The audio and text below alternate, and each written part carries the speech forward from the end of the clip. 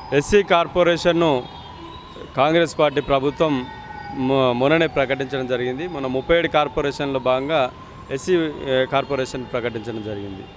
గత 10 సంవత్సరాలుగా ఉమ్మడి ఎస్సీ కార్పొరేషన్ ద్వారా ఎస్సీ సబ్కాస్ట్ ఏదైతే లిస్టులో ఉన్నటువంటి 59 కులాలకు అందరికి కూడా ఆ ఫలాలు అందక తీవ్రంగా నష్టపోయారనే ఉద్దేశంతో సపరేట్ కార్పొరేషన్ ఏర్పాటు చేయాలి ఈ కులాలకు అన్నిటికీ అని చెప్పేసి పెద్ద ఎత్తున ఇందిరా పార్క్ దగ్గర కూడా ధర్నా చేయడం జరిగింది.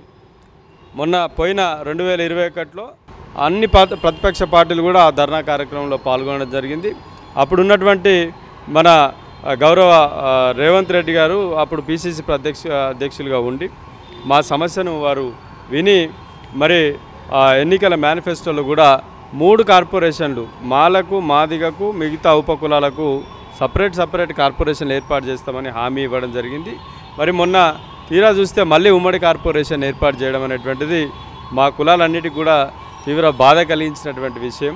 ఇలా ముఖ్యంగా మేము కోరుతా ఉన్నాం, దాదాపు ఈ రాష్ట్రంలో 30 లక్షల జనాభా ఉన్నటువంటి మా ఎస్సీ ఉపకులాలు ఏవైతున్నాయో మా మోచి కానీ, బేడబుడుగ జంగం కానీ, మా మహారు, మాంగు, గోసంగి, ఒలేదాసరి, చిందు, డక్కలి, మాస్టిన్, గోసంగి ఇట్లా ఈ కులాలన్నీ కూడా చాలా ఇబ్బందులు ఎదుర్కొంటూ ఇప్పటి వరకు కూడా అనేక విషయాల్లో ఎక్కడ కూడా ఏ రకమైనటువంటి విద్యా, ఉద్యోగ, రాజకీయ, ఉపాధి పథకాలు ఇవి కూడా పొందలేకపోయారు.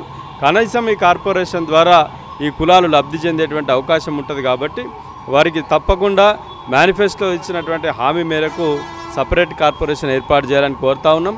అదేవిధంగా రాజకీయ అవకాశం కూడా ఈ ఉపకులాలకు లేదు. ఇలా మాలమాదిగలతో సమాన జనాభా కలిగి ఉన్నప్పటికీ కూడా వీళ్ళకి ఎక్కడ కూడా రాజకీయ అవకాశాలు లేవు. ఇలా ఎంపీ పదవులు తీసుకున్నట్లయితే దాదాపు 3 ఎస్సీ రిజర్వ్ స్థానాలు ఉంటే మరి ఎక్కడ కూడా ఈ మూడిట్లలో మాల, మాదిగకు, ఉపకులాలకు ఒకటి ఇవ్వాల్సినటువంటి బాధ్యత అన్ని పార్టీల మీద ఉన్నది. ఇలా కాంగ్రెస్ పార్టీని కూడా రిక్వెస్ట్ చేస్తూ ఉన్నాం. ఇలా ఏదైతే వరంగల్ ఎస్సీ స్థానం ఏదైతుందో అక్కడి నుంచి కూడా ఉపకులాలకు కేటాయించాలని చెప్పేసి ఇలా కాంగ్రెస్ పార్టీకి మేము విజ్ఞప్తి చేస్తూ ఉన్నాం. ఇలా చాలా సమస్యలు ప్రభుత్వం దృష్టికి తీసుకుపోయినాం. మేమందరం కూడా ప్రతిపక్షంలో ఉన్నప్పుడు మా సమస్యలను పట్టించుకునేటువంటి పరిస్థితి లేని సందర్భంలో ఇలా కాంగ్రెస్ పార్టీకి మేము సంపూర్ణంగా మద్దతు ఇచ్చి ఆ రోజు ప్రభుత్వం గెలుపులో మేము భాగమైనాం కాబట్టి మా సమస్యలన్నిటి కూడా పరిష్కరించాలని చెప్పేసి మేము ఇలా ప్రభుత్వానికి విజ్ఞప్తి చేస్తున్నాం. ముఖ్యంగా కుల ధృవీకరణ పత్రాల సమస్య అనేటువంటిది చాలా పెద్ద సమస్య ఉన్నది ఈ కులాలకు. ఇలా ఇన్ని లక్షల జనాభా ఉన్నప్పటికీ కూడా వారికి మాలమాదిగలకేమో తహసీల్దార్ ద్వారా ఇస్తుండడం, మిగతా కులాలకు ఆర్డీఓ ద్వారా ఇస్తుండడం వల్ల వీళ్ళు ఆర్డీఓ కార్యాలయం చుట్టూ తిరగలేక వాళ్ళ పత్రాలు పొందలేకపోతున్నారు.